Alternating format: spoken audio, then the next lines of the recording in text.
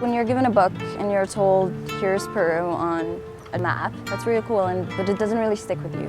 But then they bring you here, on the land, on the soil, in the mountains, and it sticks with you in a way no amount of textbooks will ever stick with you. And it's the most amazing thing because you can tell me 1,000 stories, but I'm very much living the story here.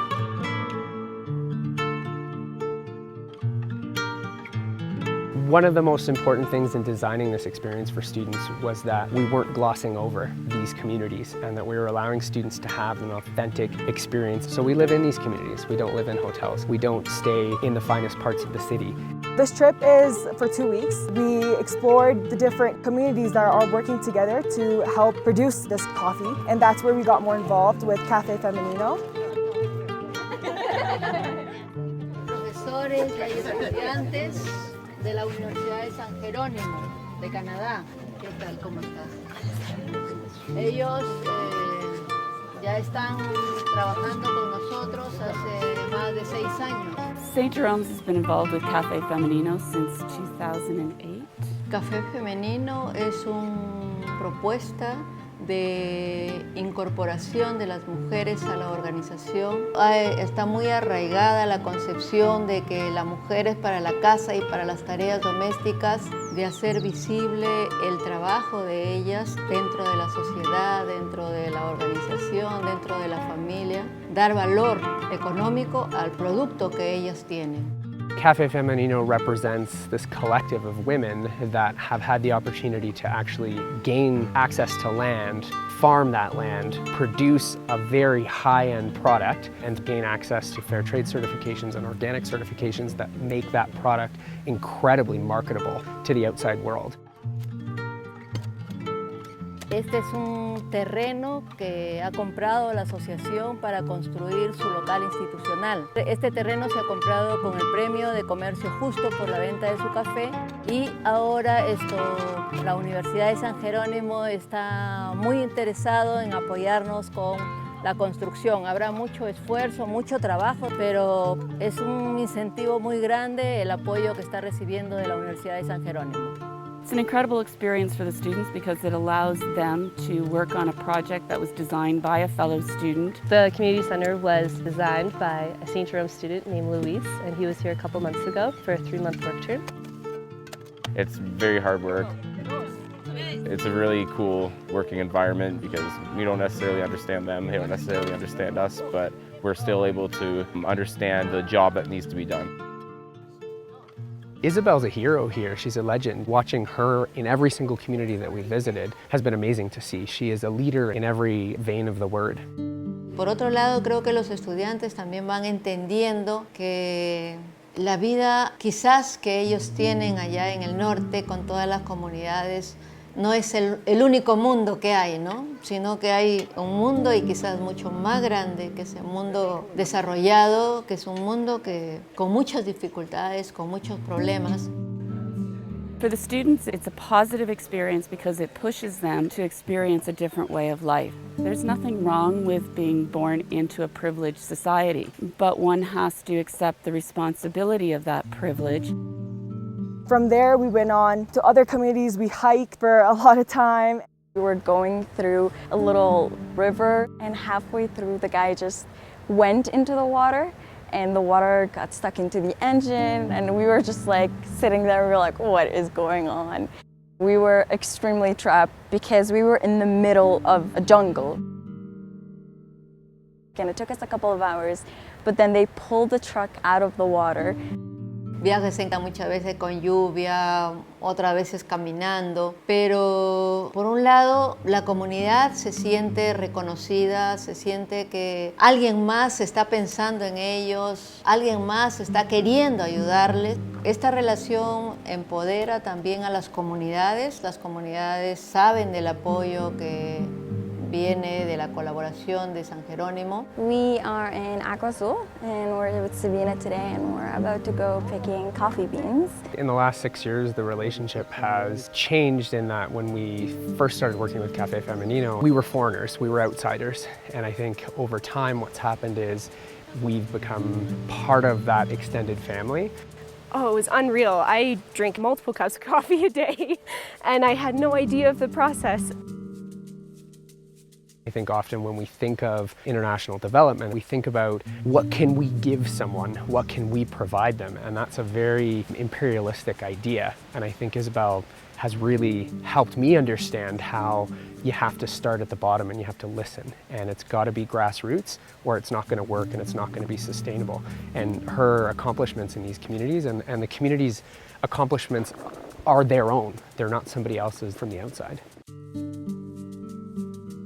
We got to pick the beans, and then we got to watch them be washed off, and then we got to see how they get dried. Sí, pruébese. Sí, a ver, para que aprenda a moler café. This is harder than I was. And the next day, we went to the factory.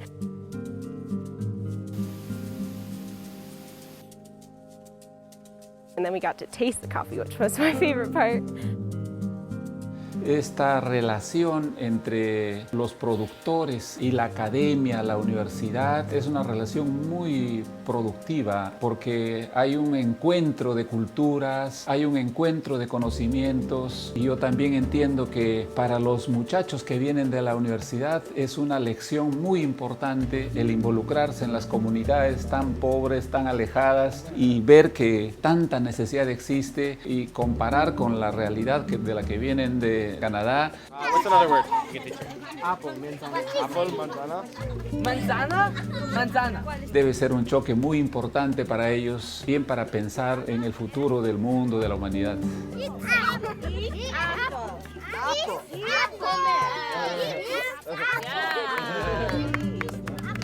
Cafe Femenino is an ideal more than it is anything else. It's this idea that we can empower women, and through the empowerment of women, there is this trickle-down effect throughout the community, and that impacts the children, that impacts their education, that impacts the dynamic between men and women, and on a macro level, impacts the development of the community as a whole.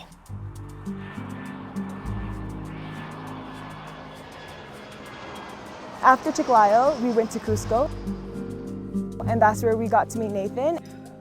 And we got to meet the girls, and we visited his shelter called Pura Vida. Bueno, aquí es la cocina. Aquí son nuestras plantas. Y bueno, están creciendo capulín, chiquititos. Aquí es el comedor donde comemos. Aquí es nuestro escritorio. Aquí es nuestro cuarto y vamos a pasar adentro. Duermo aquí. Aquí duerme mi hermana Yoni. Aquí duerme Maribel y aquí Grimanesa. Aquí es la azotea donde algunas veces con mis hermanos subimos aquí a leer libros. El hogar Pura Vida me apoya en mis estudios, en nuestros alimentos y nos brinda una buena educación. Pura Vida Foundation is an organization that works in Cusco, Peru, and it's specifically addressing the need of young women that have been victims of sexual violence and the sex trade. I think I was drawn to Pura Vida because it's working in a domain, in a field where there's not a lot of NGOs working. I think the general work of the organization is sometimes pretty dark, and it's work that I think a lot of organizations are steering away from. But I think it's important issues, and it's a range of challenges that face this city and face a lot of cities in the world that I think Pura Vida is tackling and wrestling with.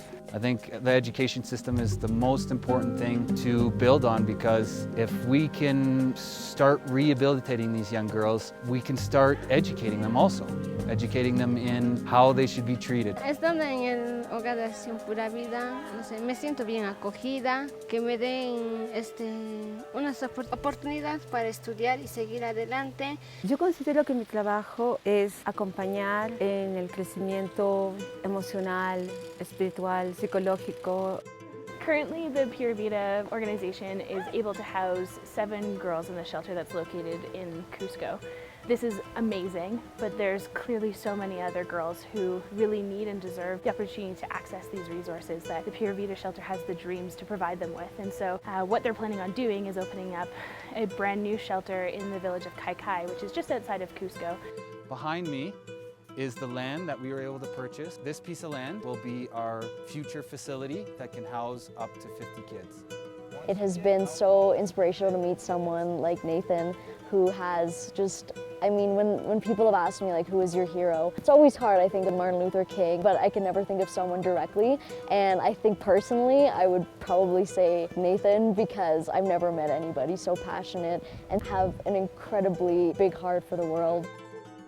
We have come up here to this rural mountain village where it is pretty chilly, and for me, it's difficult for me to be here right now, but then you realize everyone else in this village, this is their life.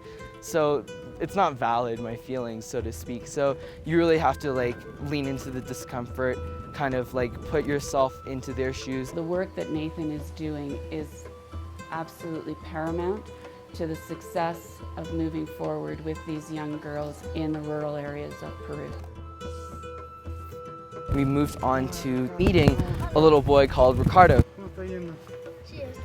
Ricardo is a young boy who was born without part of his leg. St. Jerome's first came into contact with Ricardo through Nathan and the Pura Vida Foundation.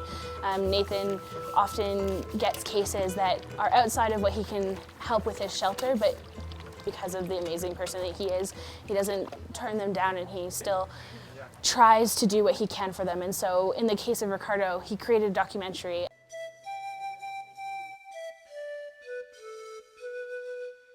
He was struggling because he was rapidly outgrowing his prosthetic leg. And it was hours to get to and from school every day, with Valentina, his mother, carrying him. Nathan posed a very simple question that I think catalyzed a huge change in a lot of people's lives. He said, "Do you want to meet Ricardo?" So when the students went back to SJU, they told Ricardo's story, and they raised funds within the student body to provide sufficient resources to allow Ricardo to have a new leg. Este es el socket nuevo. Esta es la radiografía del muchacho, o sea, de la pierna, de una amputación bajo rodilla, transtibial. Se nota que está creciendo la tibia, el peroné no crece, la tibia, entonces a futuro, a cada 2 años hay que hacer una osteotomía de la tibia para que le permita descargar el peso. Ahora le hemos hecho un socket nuevo con doble fondo para que no choque esto, no choque así.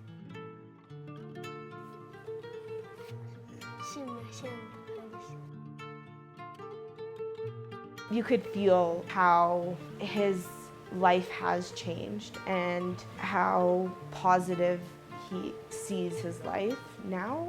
Just the fact that he was asked like what he would like to be when he grows up.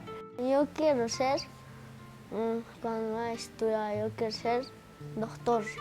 Really goes to show that, you know, he wants to help out other people that might be in similar situations. Gracias, Nikunin.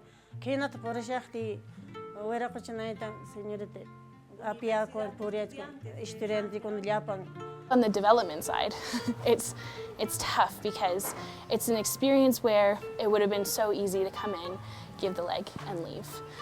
But that's just not the reality of this world. And so we're able to have conversations with students about, yes, we gave Ricardo a leg, but look at all the other things that are going on in his life.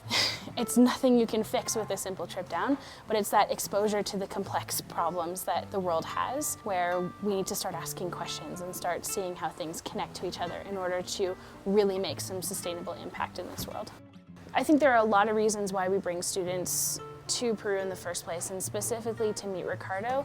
It gives them an opportunity to witness in a lot of different stories how life is more complex and people are more complex than we usually see them as.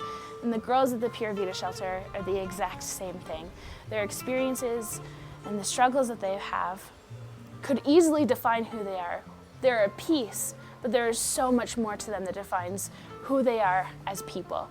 And so we hope that students are able to witness that and search for the complex, holistic nature of the stories of people who they interact with for the rest of their lives. Now that the trip is almost about to finish, there's only a couple of days left, I feel as if a lot has changed within me, starting from day one till this day. In our trip, we've met the most incredible people. They say that learning trips are the kind of things you take with you so much out of them, not because of the places that you're in, but because of the people that you meet. It allows you to realize your privilege, but also realize that you have a responsibility. My perspective has changed incredibly. I read an interview that Nathan did, and he said that he got out of his bubble and he couldn't go back in, and I feel that that's how I'm going to be. This is something that changes you. You're not going to be able to forget.